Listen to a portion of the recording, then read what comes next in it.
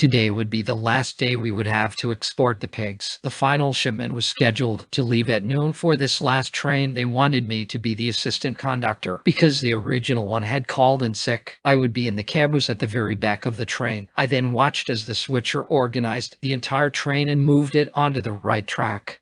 After our train was set up, the pigs were quickly loaded onto the train. I soon met up with the rest of the train crew and we chatted for a bit. "So where are we going today?" I asked the engineer. "We're going to Gallop," he said. "It'll take a while to get there, though." "But before we go, let's do a quick inspection of the whole train," the conductor said. We took our time inspecting the entire train and made sure everything was in order. "Are we good to go?" "Yeah, we're good to go." The conductor and I walked to the back of the train and got in the caboose while the engineer walked to the front. He started the train and blew the horn. We soon began to move. We had left the yard on time and everything was proceeding smoothly. Meanwhile, Oliver continued his reign of terror. Today, he decided to tow a 1948 Dodge Series from the parking lot. He didn't even know who owned it, yet he still stole it. He drove a long way to some unknown destination before reaching the level crossing. He was being so smug about stealing the car that he wasn't watching the road, nor did he pay attention to his fuel gauge. He completely forgot to refuel his tow truck. The truck began to slow down and he didn't understand why. Eventually, the truck rolled to stop on the tracks and he didn't immediately notice. He soon heard the sound of the train approaching in panic. "Sid, there's a train coming!" Oliver yelled. He tried to push the tow truck out of the way, but it was too heavy for him to move. The train that was about to hit him was ours. The engineer blasted the horn to warn Oliver, but realizing the truck was stuck, the engineer applied the brakes. But since we were going pretty fast, the brakes didn't slow us down enough. "Apply the handbrake!" I did as I was told and locked the brakes on. However, not even the handbrake could slow us down enough. The train was still going too fast. Oliver ran for his life and watched as the train slammed into the tow truck, which was still towing the Dodge. The train continued on for a short distance, then it came to a stop. "Everyone okay?" "Yeah, I'm fine." "I'm okay too."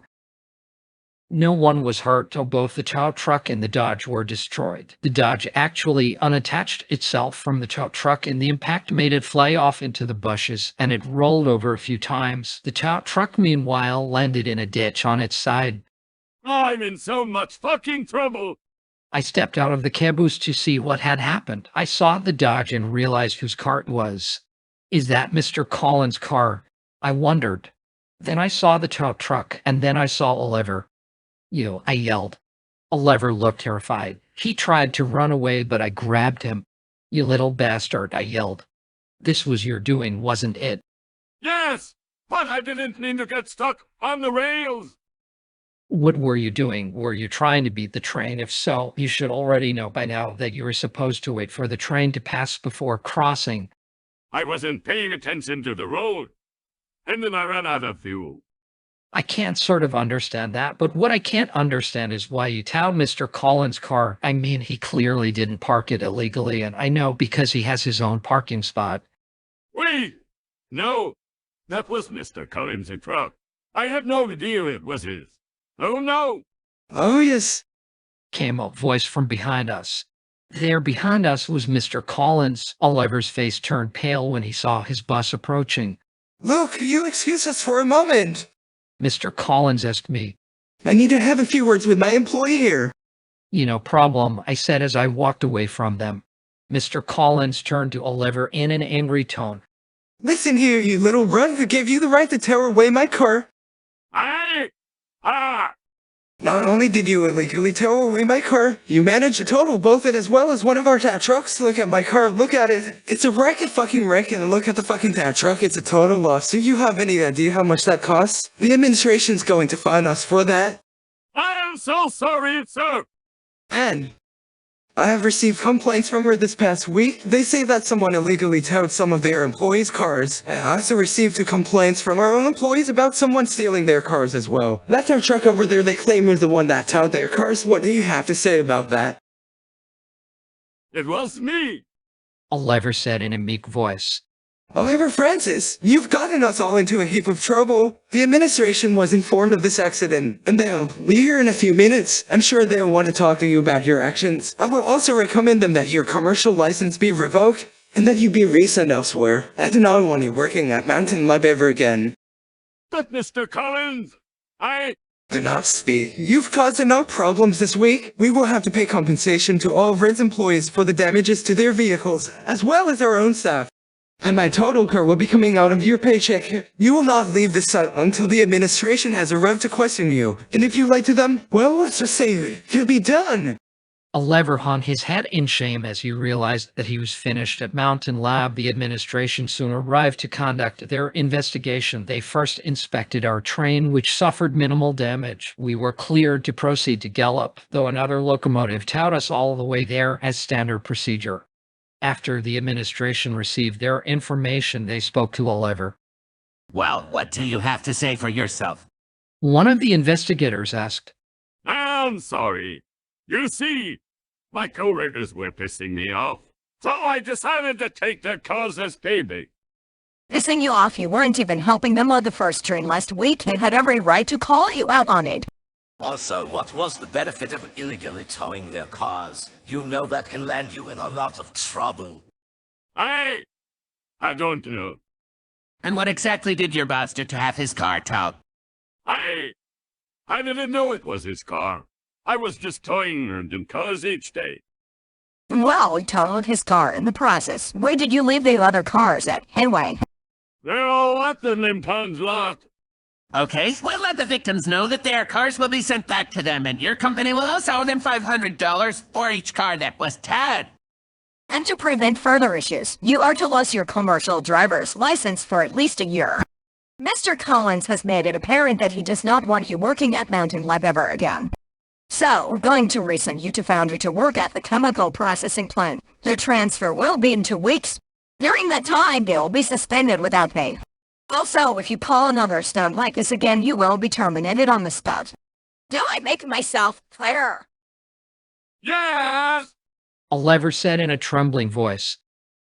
2 weeks later, Oliver was sent away from Mountain Lab. Good riddance, I thought as I watched him get on the bus that would take him to Foundry. From what I heard, he actually behaved himself at Foundry. I guess the moment he was told that if he fucked up again, he'd be canned, he probably understood that he needed to be more responsible. We were too pissed off at him to even visit him at his new job, so I don't know if he was really sorry for his actions.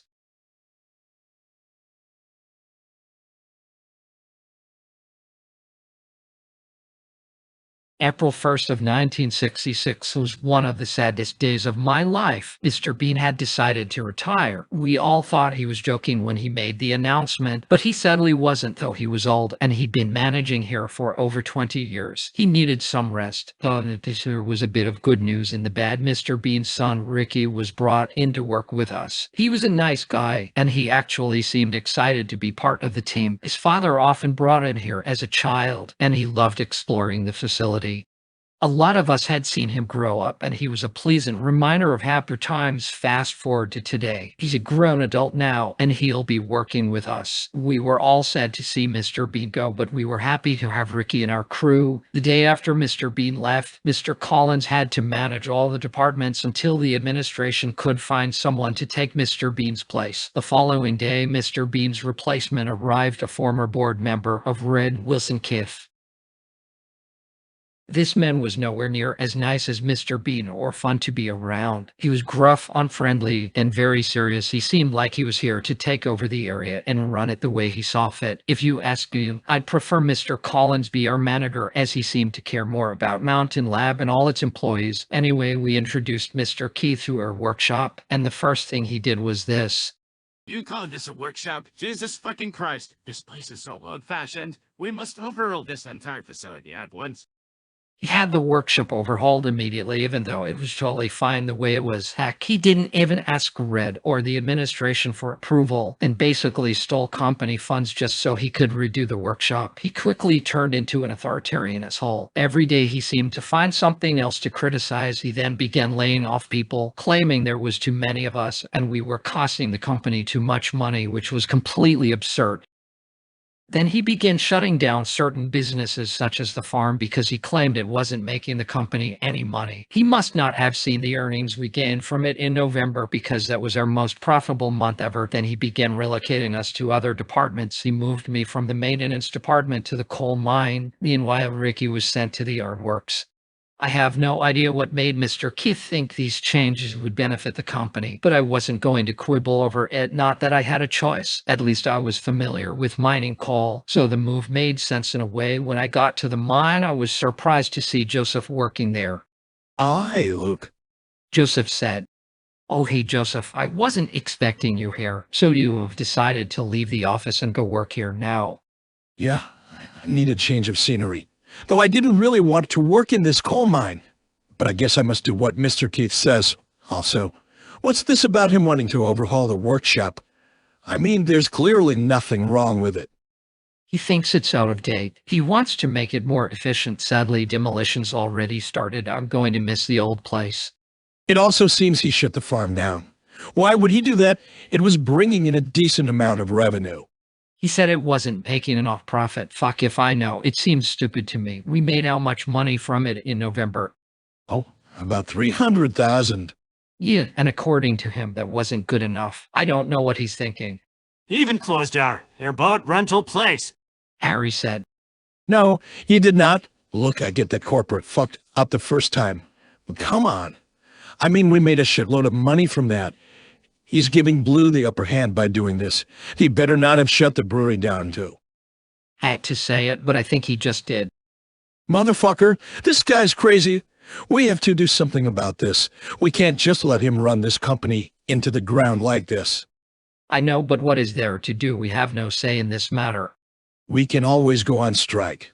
No, Joseph, we're better than that. Besides, it's not like the strike would actually accomplish anything. Mr. Keith will just toss us out and replace us. So then we have to find a way to make him see reason, and soon I have no idea how we're going to do that. But I'll think of something. We all basically agreed that Mr. Keith was a threat to the company, and we had to do something about it. The question was what. For the longest time, nothing came to mind. We all just continued to work under his increasingly harsh management. Anyway, lunchtime rolled around, which gave us a chance to show Ricky around. He was pretty excited to be working here, though Mr. Keith's presence put a damper on it. He no longer felt as comfortable here as he did long ago. "Don't listen to any of Mr. Keith's mean talk, okay?" he said to Ricky. "I don't care what he says about you. You're a good worker, and you're already showing great potential." Thanks, Luke. You know, my father told me a lot about you. How you're so a good person, a good worker. Even said you were the best worker he knew and was versatile. Ricky said. "Oh, did he now? Well, I'm at a loss for words. Such an honor, and I'd be lying if I said that seeing Mr. Bean retire wasn't one of the worst things I've ever seen, but at least he brought you in to work with us before he left." And it's an honor to finally work with you, Luke. Heck, if I were to move anyone to replace Mr. Keith, but you're a hard worker. You pay great attention to detail, and you're very reliable. Make a great leader someday. Me, a leader, Paul, like that'll ever happen. No, I'm being serious. And see you running your own company one day. That were to ever happen, you should call your company Hendrick Inc. Hendrick Inc. As if that name has a good ring to it. I'd probably go bankrupt within the year, having to deal with all the legal and financial matters. And yet you'd still last longer than Mr. Keith if he were to start his own company. You know what? You have a point. Anybody is better than Mr. Keith, that's for sure. We laughed and talked for a little while longer, and the more we talked, the more our friendship grew. I then introduced Ricky to Casey and Joseph. We warmly welcomed him to our club. After the day was over, we all agreed to go to Burger King for dinner. The one close by had very good reviews, so we all decided to go there. But when we got there, there was trouble. Even though this Burger King wasn't even meant to close for another few hours, the restaurant was closed for the rest of the day because they were so overwhelmed by the volume of customers that they actually ran out of food. They sold out of everything, and it would take a while before they could restock. An angry mob gathered outside the restaurant. They were trying to break in, thinking there would be more food inside. There was literally nothing in there, yet these people apparently didn't know any better. We saw what was happening, and we quickly decided to back out of the situation. All right, now Burger King tonight. Let's go somewhere else. Why? Let's not go to McDonald's, but rather we should go to that new sushi restaurant downtown. Frasier sushi. Casey asked. Yeah, that one, I heard it's pretty good. So long as there's no angry mob there, I'm all for it. We went to Frasia's Sushi instead. It was almost too perfect. We all had some delicious sushi and drinks, and we talked for a little bit. It was a nice, quiet night, no negative energy at all. However, the happy mood quickly disappeared the moment we went our separate ways. We all realized that we would have to deal with Mr. Keith the following day, then again the day after that, and so on. Mr. Keith was being very aggressive about modernizing everything in Mountain Lab, and we had to deal with it whether we wanted to or not.